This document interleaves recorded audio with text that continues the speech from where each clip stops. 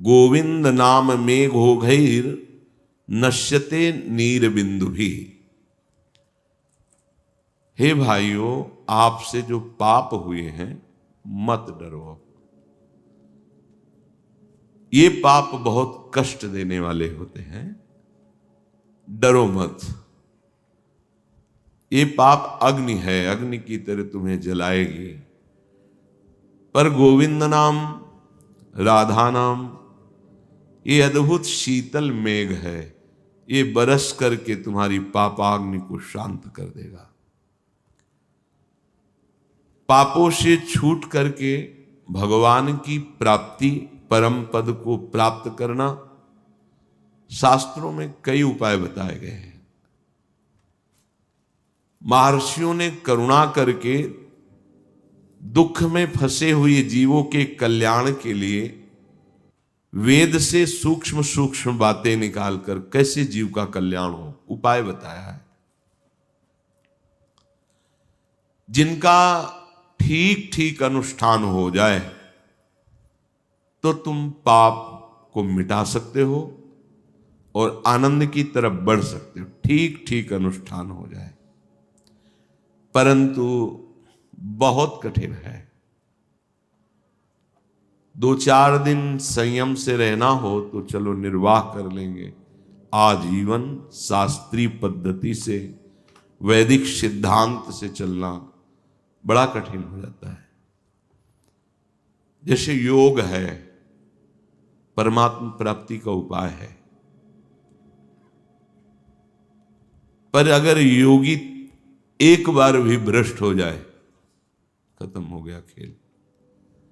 शरीर रोग से ग्रसित हो जाएगा, चित्तवृत्ति चंचल हो जाएगी।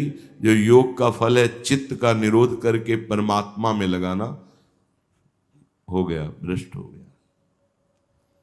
ज्ञान है, इसमें है मैं ब्रह्म हूं, तो ब्रह्म जिसका भाव हो जाता है तो चराचर जगत अपनी आत्मा का अनुभव होता है। अब यदि कहीं राग हो गया या द्वेष हो गया या कोई गलती हो गई, पूरा का पूरा गिर गया, कोई बचने की संभावना नहीं। ज्ञान के पंथ कृपाण के धारा और परत खगेश का गोस्वामी जी कह, लगत नहीं बारा, जो निर्विघ्न पंथ निर्वाही, सो कैवल्य परम पद लाई। बड़ा कठिन है, क्योंकि इसमें आश्रय नहीं है, स्वयं का निर्णय है। बुद्धि को बदलते देर नहीं लगती, इसलिए बड़े बड़े गिर जाते हैं। अच्छा, उसमें गिरना मतलब गिर गए, उठने के चांस बहुत कम होते हैं।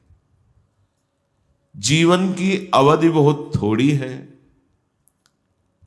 प्रतिदिन हमारी आयु नष्ट हो रही, चाहे जितनी औषधियां खा लो, अंजुली कस के बांध लो जैसे जल, चाहे जितना बांध लो खत्म हो जाएगा। ऐसे ही कुछ भी कर लो, आयु खत्म हो रही, मरना पड़ेगा, विवश होकर मरना पड़ेगा। कोई चाहता थोड़ी मरना। अब एक उपाय समझ में आता है। देखो, कामनाओं की भीड़ लगी हुई है, बुद्धि कलंकित कलुषित हो गई है, निर्णय ठीक नहीं कर रही। परिवार, कुटुंब, जाति, इतना मोह, यही लगता है सत्य है, यही हमारे हैं। क्रियाओं का धारा प्रवाह केवल जगत की तरफ होना। ध्यान दीजिए, उन्नति के अवसर पर अवनति को उन्नति मानकर अधर्म, हिंसा, चोरी, व्यभिचार, धन का संग्रह, ये उन्नति नहीं है, ये अवनति है। जिसे उन्नति कहते हैं धर्म, अहिंसा, सत्य, भगवत चिंतन। बड़ा उल्टा स्वभाव कलयुग ने कर दिया है। सारे जगत में जब देखो तो कुवासना का तांडव मचा हुआ है। महापुरुषों के वचन है, शास्त्रों के कथनानुसार कोई एक आध भले, एक एक चेष्टा हमारे भजन पर प्रहार करती है। दुर्भाग्य दोष ऐसा प्रकट हो जाता है कि फिर भजन लक्ष्य नहीं रह जाता। ये सब विचार करके हम आपसे प्रार्थना करते हैं कि अटल, अखंड और आत्यंतिक सुख चाहते हो तो एकमात्र प्रभु के नाम का आश्रय ले लो। बहुत महिमामयी, विचारणी, शास्त्र प्रमाणित। ऐसी स्थिति में तुम्हें कभी निराशा परास्त नहीं कर पाएगी। हमारी बड़ी दुर्दशा है, महापुरुषों के अनुभव हमको सुनने को मिलते हैं पर हम उनको धारण नहीं करते। इसी से हमें कुछ आनंद का अनुभव इधर नहीं होता तो हम आनंद का अनुभव उधर ही करते हैं, विश्राम भोगों में। सहज में आपको भगवत प्राप्ति, समस्त पापों का नाश नाम कर देगा, नाम। परंतु जिसका ऐसा महान प्रताप है, उस नाम जपने में मन नहीं लगता। आपको यज्ञ करना अच्छा लगेगा, 10 लोगों को जोड़कर और बड़ी यज्ञ की। आप तपस्या भी दिखा सकते हैं, इतने वर्षों से ये इतने। आप दाता भी हो सकते हैं, दान भी करके। पर आप निरंतर नाम जप करें, बड़ी कठिन बात है। और यज्ञ, तप, दान आदि से भगवत प्राप्ति नहीं होती। तपस्या वाले तप लोक को जाते, मना है लोक जो ऊपर लोकों में, स्वर्गलोक, महारलोक, जनलोक, तपलोक, फिर है ब्रह्मलोक। भगवान व्यास देव जी महाराज और उनके पुत्र भगवान सुखदेव जी महाराज, सबका एक निर्णय है कि इस कलिकाल में तुम्हारे द्वारा अन्य कोई साधना से भगवत प्राप्ति हो असंभव सा है। कलेर दोष निधे राजन नस्ति हे को महान गुणम, कीर्तना देव कृष्णस्य मुक्त संगः परम ब्रजेत। कृते यध्यायतो विष्णुम त्रेतायाम यजतो मखई, द्वापरे परिचर्यायाम कलो तद्धरि कीर्तनात्। भगवान व्यास देव जी ने लिखा, श्री सुखदेव जी ने गाया। परीक्षित जी से कह रहे हैं, राजन, कलयुग में ऐसा दोष का तांडव बढ़ेगा कि सबकी बुद्धि गंदे आचरणों की तरफ भागेगी। पर इसका एक महान गुण है कलयुग का।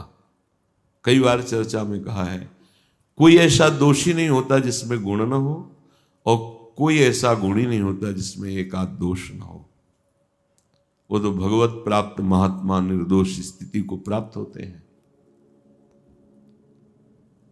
केवल श्री कृष्ण नाम जप से, नाम कीर्तन से सारे कर्म बंधन नष्ट हो जाएंगे और भगवान का अनुभव हो जाएगा। सब वेदांत के रचयिता भगवान व्यासदेव जी हैं, उन्होंने लिखा है और सुखदेव जी परीक्षित जी को सुना रहे हैं। सतयुग में ध्यान की प्रधानता थी, त्रेता में यज्ञों की, द्वापर में परिचर्या की, पर कलयुग में केवल श्री हरिनाम कीर्तन, हरिनाम जप, इसी से भगवत प्राप्ति होगी। केवल कलौ तद्धरि कीर्तनात्।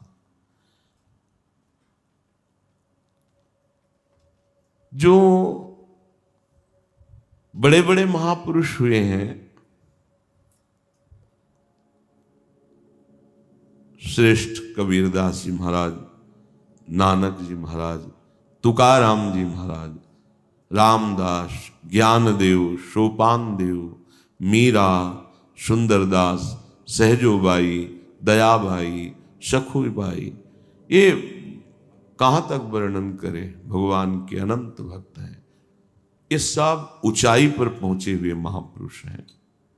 दिव्य भूमिका है इनके हृदय में।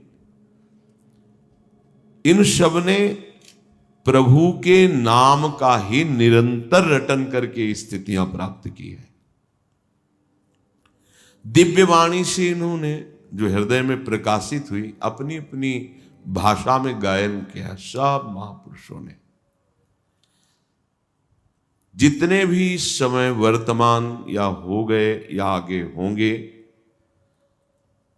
उन सब की ऊंचाई का एक ही कारण है, हुआ है और होगा, वो है नाम। बहुत आनंददायक बात है। आप धाम में नहीं रह सकते, ऐसी धाम निष्ठा नहीं, तो नाम निष्ठा धारण करो।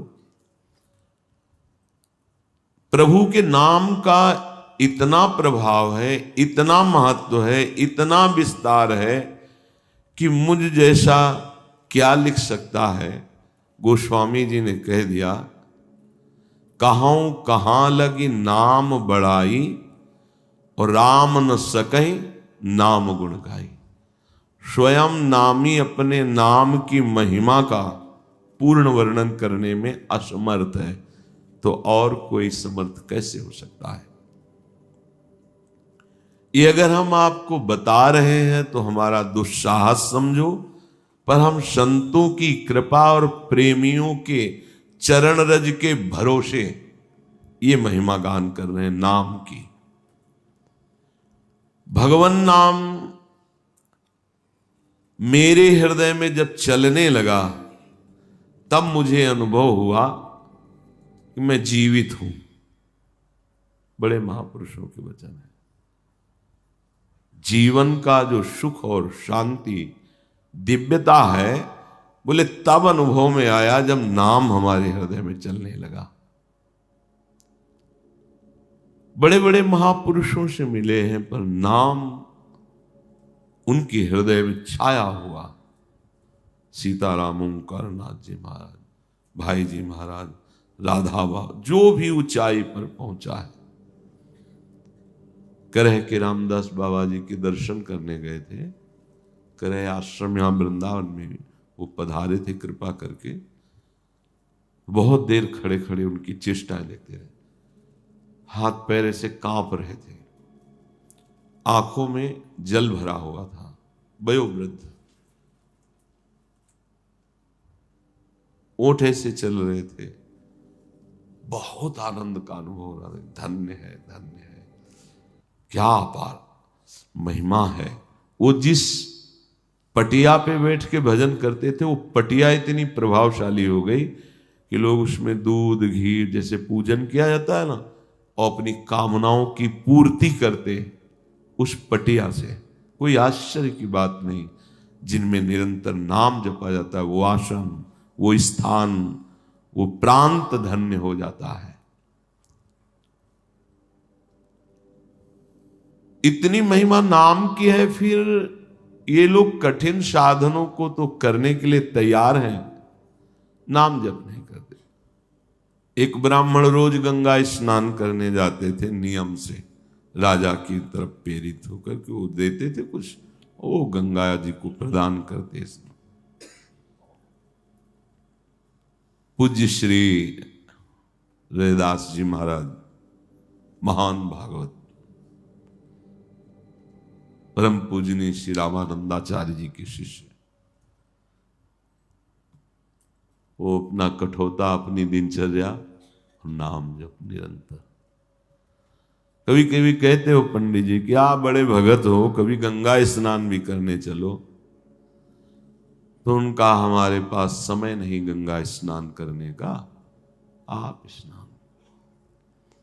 फिर एक दिन कहा, तो कहा कुछ केले थे, कहा गंगा जी को दे देना जाके, हमारी प्रार्थना, हमारा प्रणाम कर देना, हमारे पास तो समय नहीं है। तो जाके जे ही कहा कि श्री रविदास जी ने आपको केले दिए, तो गंगा जी का हाथ प्रकट हुआ और वो केले लिए। थोड़ी देर में फिर और एक कंगन बहुत मणिजटिल, और कहा ये रविदास जी को भेंट दे देना हमारी तरफ से। पंडित जी ने मन में विचार किया कि ये बात तो किसी ने देखी नहीं, तो हम कह देंगे कि केले तो दे दिए, गंगा जी ने ले लिया, पर ये कीमती। अब वो जिस गली से जाते वो वहीं पहुंच जाते श्री रविदास जी के सामने। घंटों हो गया, जिस गली से जाते वो वहीं खड़े हो जाते जाके। अब तो लगा कि कोई चमत्कारी पुरुष है। इतने दिन हम गंगा जी को राजा के द्वारा दी हुई भेंट देते, कभी उन्होंने हाथ नहीं प्रकट किया। इनके एक बार देने से उन्होंने हाथ प्रकट किया और ऐसा ऐसा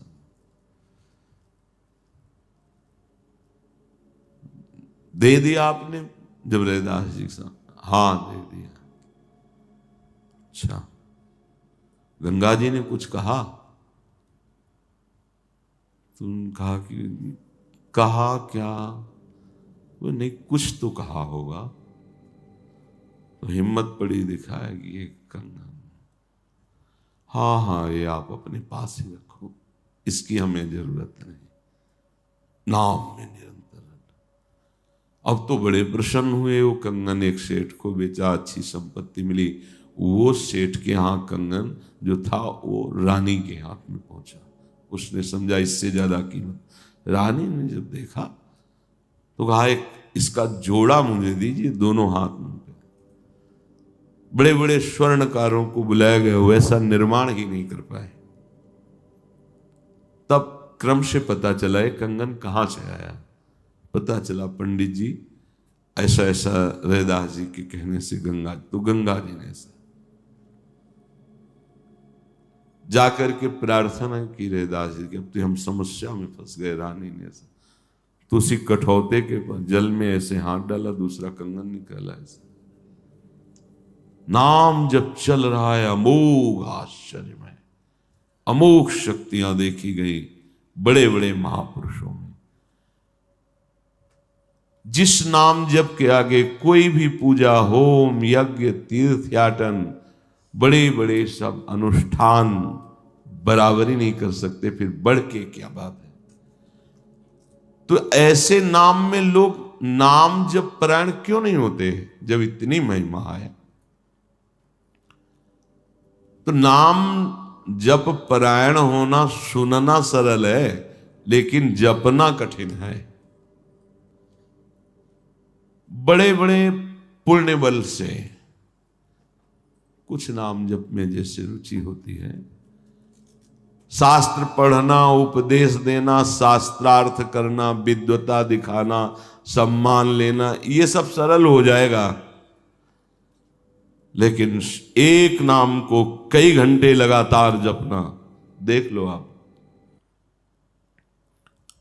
अपने को ऐसा लगता है कि हर नाम मन को पीटता है। विषयी मन हमें बार बार संसार में फंसाता है। जब हम नाम जप करते हैं तो मानो मन की पिटाई हो रही है, इसीलिए उसका स्वभाव नाम से विलग होने का होता है।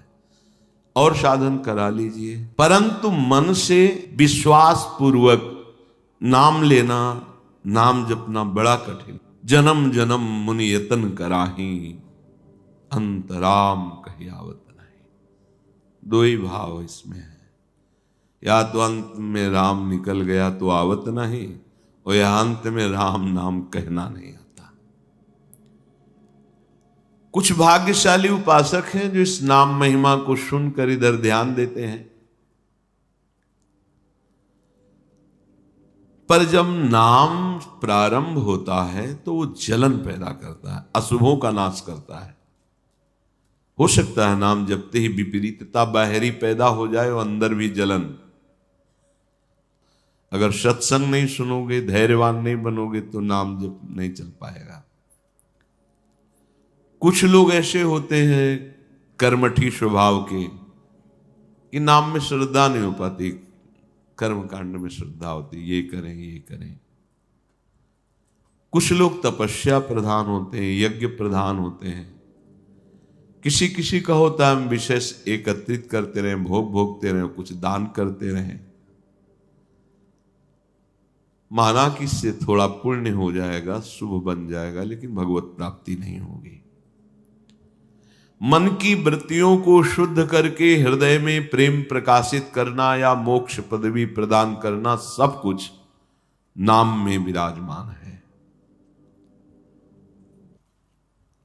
अक्षर ब्रह्म है, हर अक्षर पर ब्रह्म विराजमान है। जैसे आ ब्रह्म स्वरूप है हर अक्षर पर। यदि आपका भाव भगवद आश्रय का हो और नाम जब चल रहा, कोई भी भगवान के अनंत नाम है। जैसे हमसे किसी ने पूछा कि कुछ संत जन ऐसे निष्ठावान होते हैं कि और कोई नाम नहीं उच्चारण करते, सामने वाला दूसरा नाम ले रहा है, वो दूसरा नाम ले रहे हैं, तो क्या ये उचित है या इसमें कुछ अज्ञान है? एक तो निष्ठा जब जागृत हो जाती है नाम की, तो नाम इतना प्रिय होता है कि रुकता ही नहीं है। जैसे कोई बोले जय श्री राम बाबा जी की, तो अब हृदय राधे श्याम में आ सकते हैं। जिभ्या राधा राधा है तो यही निकलेंगे, जय श्री राधे श्याम, राधा राधा। आप अपने आराध्य देव का नाम ले रहे हैं, वो अपने आराध्य देव का नाम ले रहा है। तो आपने कहा श्रिया राम तो हमारे कान सुने, हम बोले राधे श्याम तो आपके कान सुने। भगवान तो एक ही है, उसमें क्या भेद है? अपनी अपनी भाव निष्ठा है। जब और सरलता आ जाती है, तो जैसे कोई हमारे पास आवे तो हम उसको सुख पहुंचाने के लिए प्रणाम, नमस्कार, मृदु भाषण, आसन, माला, चुनरी, प्रसाद अपने श्री जी का देते हैं। ऐसे ही बोले अपने आराध्य देव का नाम, हम भी बोल दिए। ये हमारी निष्ठा में अंतर नहीं पड़े, उनके सुख के लिए बोल दिए। कुछ भी नाम भगवान के हो, मेरे अनंत नाम प्रभु के हैं।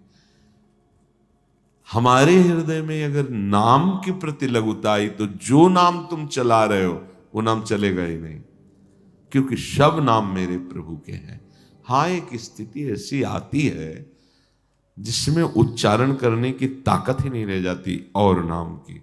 रसना कटो जो अन रटो, निरखे अन फुटो नयन, श्रवण फुटो जो अन सुनो, श्री राधा जल। ये अत्यंत प्रेमासक्त चित्त की अनन्यता है, ना कि उसमें कोई राग द्वेष है। किसी एक नाम की बड़ाई करके और नामों की अवहेलना करने वाला कभी नाम जापक नहीं हो सकता, पक्का। किसी एक भगवत स्वरूप में सेवा भाव, आराध्य भाव रखने वाला अन्य भगवत स्वरूपों की अवहेलना कर दे, कभी भगवत आसक्ति नहीं हो सकती।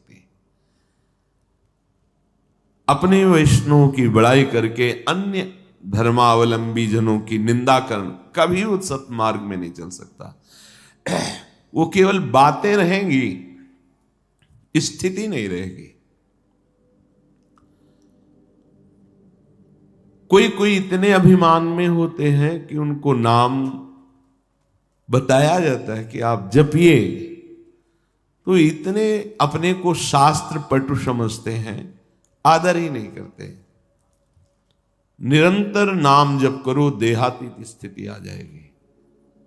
ऐसी देहातीत स्थिति आ जाती है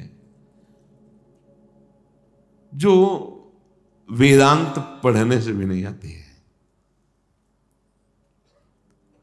क्योंकि उसमें बुद्धि के द्वारा विचार करना है और नाम सीधे बुद्धि में प्रकाशित कर देता है। इसलिए सन्यासी जन, वेदांती जन भी भगवान का नाम जप करते हैं। ओम ओम ओम, हरि ओम हरि ओम हरि ओम, नमो नारायण नमो नारायण। जो